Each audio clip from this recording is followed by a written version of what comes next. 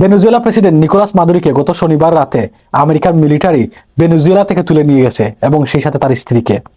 এখানে কারণ দেখানো হয়েছে তিনি আমেরিকার মধ্যে ড্রাগ সাপ্লাই করছেন। এ ধরনের বিভিন্ন অপবাদ দিয়ে নিকোলাস মাদুরোকে ভেনেজুয়েলা থেকে তুলে নেওয়া হয়েছে। দেখুন, এটি সত্য যে নিকোলাস মাদুরো একজন স্বৈরাচারী শাসক। তিনি বিভিন্ন সময় দেশের মানুষের উপর নির্যাতন করেছেন। কিন্তু বাস্তবতা হচ্ছে, একটি দেশের প্রেসিডেন্টকে যখন এভাবে তুলে নেওয়া হয় অন্য একটি দেশের মিলিটারি মাধ্যমে, তখন সে দেশের সার্বভৌমত্ব ঝুঁকির মধ্যে থাকে। আর সেটি বর্তমান ভেনেজুয়েলা সবচেয়ে বড় ঝুঁকির মধ্যে রয়েছে। ঠিক একই সাথে ভেনেজুয়েলার আশেপাশে যেসব রাষ্ট্র রয়েছে তারাও ঝুঁকির মধ্যে রয়েছেন। এখন দেখুন, যেহেতু নিকোলাস মাদুরো একজন বামপন্থী শাসক, তিনি বিভিন্ন সময় মানুষের উপর নির্যাতন করেছেন। তার জন্য তার দেশের যারা নির্যাতনের শিকার হয়েছেন তারা যদি আজ বলে থাকেন যে আমেরিকাকে ধন্যবাদ জানাই এ ধরনের কাজ করার জন্য, তাহলে ভেনেজুয়েলার সেই সব মানুষেরা, সেই সব নাগরিকেরা হয়তো আর কখনো এর থেকে বড় ভুল করবেন না।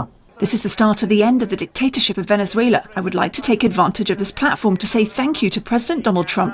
দেখুন, একটি সার্বভৌম, একটি স্বাধীন রাষ্ট্রে যখন ভিন্ন দেশের মিলিটারি ঢুকে সে দেশের প্রেসিডেন্টকে নিতে পারে, তখন অবশ্যই সে দেশের স্বাধীনতা এবং সার্বভৌমতা নিয়ে প্রশ্ন উঠবে।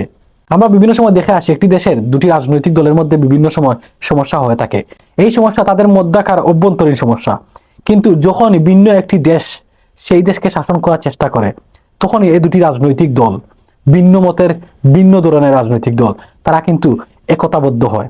তার কারণ হচ্ছে, আমরা আমাদের মধ্যে বিভিন্ন সমস্যা সৃষ্টি হবে, সেগুলো সমাধান হবে। কিন্তু ভিন্ন কোনো দেশের শাসক যদি আমাদেরকে শাসন করার চেষ্টা করে, আমাদের এ ধরনের দ্বিমতের জন্য, আমাদের মধ্যে দ্বৈরাত্বের জন্য ভিন্ন কোনো শাসক আমাদেরকে শাসন করার চেষ্টা করে, তখনই আমরা একত্রে নেমে তাদের বিরুদ্ধে যুদ্ধ করব। ভেনেজুয়েলার যেসব নাগরিক মনে করছেন নিকোলাস মাদুরো তাদের উপর নির্যাতন করেছেন, সুতরাং আমেরিকা যখন নিকোলাস মাদুরোকে ধরে নিয়েছে সুতরাং ভালো কাজ করেছে, তাহলে তারা সম্পূর্ণ ভুল কাজ করছেন। ভেনেজুয়েলার সেই সব নাগরিকরা অবশ্যই জানেন ইরাকে কি হয়েছে, ভেনেজুয়েলার সেই সব নাগরিকরা জানেন লিবিয়ায় কি হয়েছে। সুতরাং এইসব ইতিহাস যদি ভেনেজুয়েলার নাগরিকরা জেনে থাকেন, তাহলে অবশ্যই তারা নিকোলাস মাদুরোর পক্ষ নিয়ে বর্তমানে আন্দোলন করা তাদের উচিত। নিকোলাস মাদুরোকে নিঃশর্তভাবে মুক্তি দেওয়ার জন্য তাদের আন্দোলন করা উচিত। শুধুমাত্র তাদের স্বাধীনতা এবং সার্বভৌমত্ব রক্ষার জন্য এই আন্দোলন এখন জরুরি হয়ে পড়েছে। যে কোনো স্বার্থেই হোক, যে কোনো অর্থেই হোক, নিকোলাস মাদুরোকে আমেরিকার হাত থেকে ছাড়িয়ে নেওয়া, এটি হচ্ছে বর্তমানে ভেনেজুয়েলার নাগরিকের সবচেয়ে বড় আন্দোলন। নিকোলাস মাদুরোকে যখনই আদালতে তোলা হয়েছিল তখন তিনি বলেছেন আই এম নট গিলটি। সুতরাং আমাদের দেশের রাজনৈতিক দলগুলো এর থেকে শিক্ষা নেওয়া প্রয়োজন। আমাদের দেশ বর্তমানে রাজনৈতিক দলগুলো প্রতিনিয়তই কাদা চুরাচুরি করছেন শুধুমাত্র নিজেদের ক্ষমতার জন্য। আপনি যখন নিজেদের ক্ষমতার জন্য কাদা চুরাচুরি করছেন, ঠিক তখনই আপনার বহিরাগত রাষ্ট্রগুলো আপনার রাষ্ট্র দখল করার চেষ্টা করছে। তা হয়তো আপনি কখনো চিন্তা করতে পারছেন না, ঠিক যেমনটি ভেনেজুয়েলা করেছিল। সুতরাং আমাদের উচিত আমাদের মধ্যকার এ ধরনের রাজনৈতিক কাদা চুরাচুরি না করে নিজেদের মধ্যে ঐক্য তৈরি করে রাষ্ট্রকে উন্নতির শিখরে নেওয়ার জন্য কাজ করা।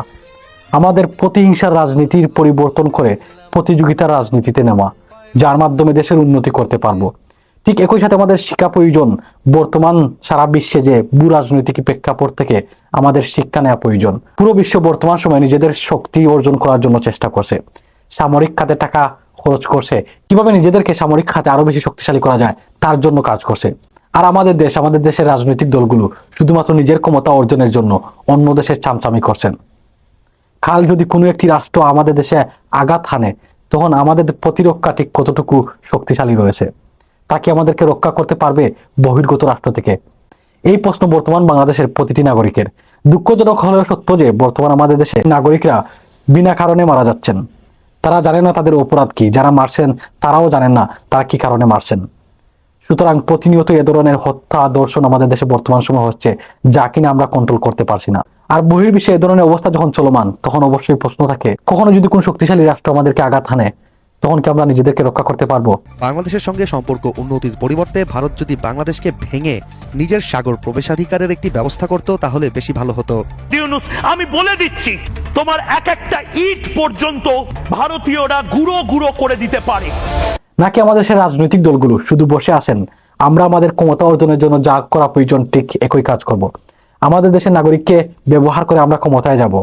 যদি কোনো বহিরাগত শক্তি আমাদেরকে আঘাত হানে, তখন আমাদের দেশের সাধারণ নাগরিক আমাদেরকে সেভ করবে। যদি এ ধরনের চিন্তা ভাবনার মধ্যে আমাদের রাজনৈতিক দলগুলো থাকেন, তাহলে তাদেরকে আমি বলবো ওয়েক আপ।